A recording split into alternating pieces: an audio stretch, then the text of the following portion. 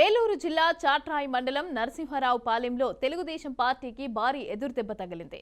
సమాచార శాఖ మంత్రి పార్థసారథి నియోజకవర్గంలో 200 మంది నేతలు తెలుగుదేశం పార్టీ సభ్యత్వానికి రాజీనామా చేశారు. గత 20 సంవత్సరాలుగా పార్టీని నమ్ముకొని పార్టీ కోసం కష్టపడితే నియోజకవర్గ నాయకులు మాత్రం వైఎస్ఆర్ కాంగ్రెస్ పార్టీ నుంచి వచ్చిన నాయకులకే పెద్దపీట వేస్తున్నారని వాపోయారు.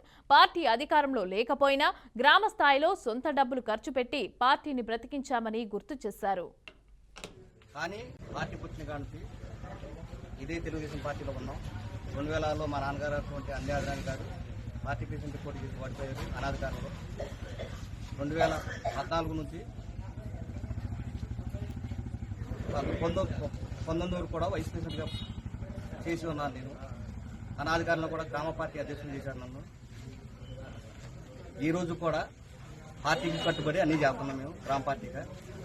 కానీ ఈరోజు ఈ గత 7 నెలలు పెట్టి అధికారం వచ్చినా కానీ మాకు గుర్తింపు అనేది లేదు. ఇక్కడ ఈరోజు మా గ్రామంలో వైసీపీకి చెందినటువంటి వాళ్ళకి పనులు అవుతున్నాయి, మా పార్టీకి పనులు అవ్వట్లేదు.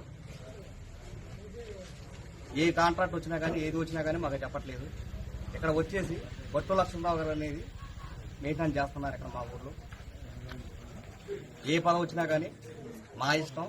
నినగాహమాన్ వచ్చిన వైసీపీ కూడా వాళ్ళ పెత్తనం చెలాయిస్తున్నారు మాకు. దీనివల్ల మనస్తాపం చెంది గ్రామ పార్టీకి